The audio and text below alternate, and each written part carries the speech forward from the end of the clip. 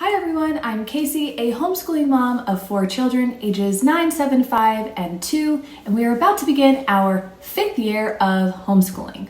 I just want to throw out a disclaimer. Before taking advice from me or anyone else, be sure to check the homeschooling laws for the area that you live in to ensure that the things that you want to apply to your homeschool will work for your area. Today I'm going to be sharing with you 10 things that I'm either glad that I knew or wish that I knew during our first year of homeschooling. Number 1, God's opinion is the only opinion that matters. So when it comes to making decisions about home educating your children, you don't need to get approval from your friends, your family, random stranger at the grocery store. The only opinion that matters is God's. My husband and I were once on the anti-homeschooling wagon, and God kept giving us these little nudges. And at first we didn't listen. We sent our oldest to a private preschool and then public school, and we eventually pulled her out of public school. But now when someone says something negative about homeschooling, I kind of get a good little laugh because I'm like, I was once in your shoes and look at us now. And so I can look back with hindsight and see all the blessings and amazing things that have transpired over these last few years. And I'm just so grateful that we sought to please God and not man. Number 2, homeschooling is a lifestyle. And I don't know why it took me so long to capture that vision, but that's something that I really wish that I had realized in our first year of homeschooling. It's not public school at home. Learning is a lifelong process, and it doesn't have to be this separate entity. It can be woven into your home, and that's exactly what happens with home education, is that the learning is woven into your home. So I think it's important to be able to recognize all of the learning that's taking place outside of the desk. And for us, we realized that following the traditional public school schedule just wasn't sustainable for us. It didn't work. So we changed it. And we've truly embraced that vision of homeschooling is a lifestyle. Number 3, simplify. And then when you think you've got it simplified enough, simplify some more. In our first year of homeschooling, I thought we were simplifying because I was just starting with math and language arts, getting in a good rhythm with those, and then we'd start incorporating other subjects. And I would totally do that again if we were first year homeschoolers all over again. And I had realistic expectations of what we could accomplish in a week. But over time, it's just so easy to keep adding more and more and more in. And before you know it, you have an overcrowded schedule, and it really takes the joys out of learning. So even if I have a realistic expectation of what we can accomplish in a week, is it sustainable for the long term? Because if it's not, I'm going to reach burnout. Speaking from experience. So I always have in my mind, simplify and keep things simple, because it's so easy to overcrowd your schedule. So easy. And simplifying is something that I don't feel like is ever truly done. It's just an ongoing process. So simplify and then simplify some more. Number 4, don't compare. It's really easy to get caught up in that comparison trap. But the reality is no 2 homes are the same. Therefore, no 2 homeschools are going to be the same, nor should they be. When I first started homeschooling, it was really easy to fall in that comparison trap because I was trying to figure out what's going to work for our family, but I hadn't quite figured it out yet. And you look at people's their homeschool room, for example, and you're like, oh my gosh, what is all of that stuff? Do I need a homeschool room? Do I need all of that stuff? And it's really easy to fall into that comparison trap. Now I'm in a place where I don't compare our home to anybody else's, and I'm grateful that I've reached that point. If it works for us, that's what's the best. And in today's digital world filled with highlight reels, it's really easy to look at somebody and say, wow, look at that person. They have all their ducks in a row. And I don't even know where all my ducks are even at this point.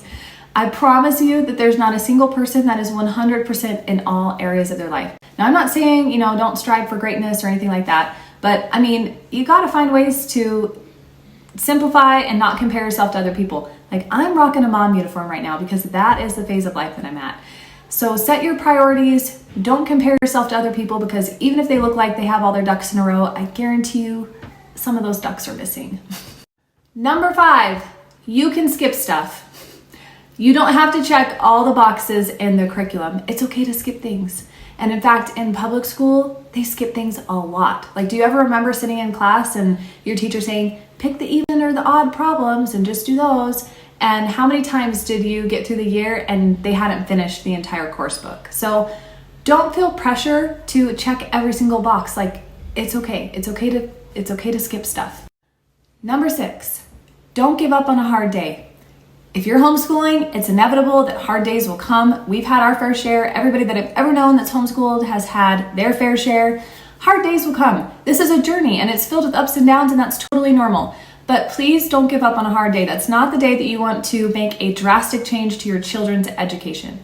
You want to make that when you're calm, not when you're ready to throw in the towel and threaten to send your children off to public school. So don't give up on the hard days. Take a break. Go outside, read a book, reconnect with your kids, change things up, but don't give up. This is a marathon, not a sprint.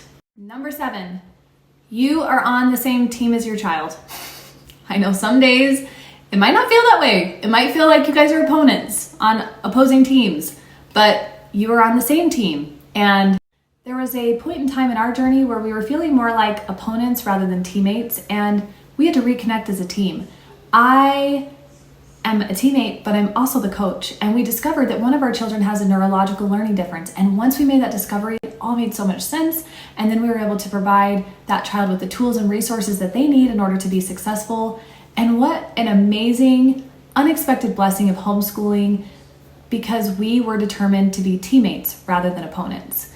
And, to this day, my only regret of this whole journey is not starting homeschooling sooner. That's my only regret. Anyways, you are teammates, not opponents. Number 8, checklists can be your friend.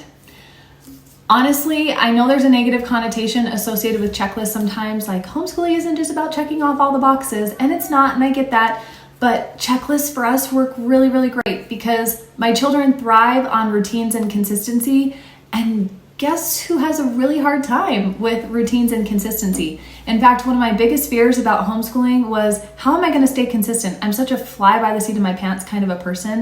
And anyways, if I could go back in time and start doing one thing from our first year and moving forward, it would be implementing our checklist system, because it helps me stay consistent and it also helps the children know what the expectations are. So there's clear expectations. It helps give them more control over their day, and we love them. We are checklist people. Number 9, meaningful motivators.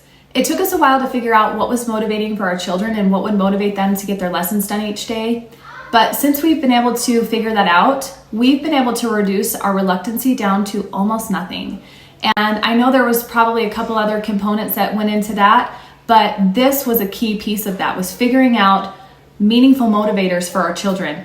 And if I could go back to our first year and implement something that we're doing now that we weren't doing in the beginning, is implement our do something fun. So in a nutshell, it's just at the end of a unit in their course book for math and language arts, they get to choose something fun to do within reason. It could be cheap or free, but it's just an experience that they get to do to celebrate those milestones along the way.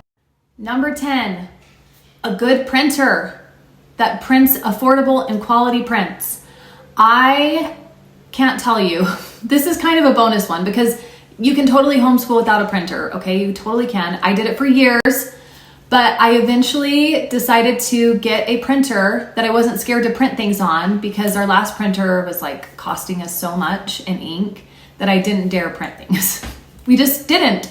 And we missed out on so many things because of not having a good printer. So that would be my little bonus 10th thing, is a good printer for your homeschool.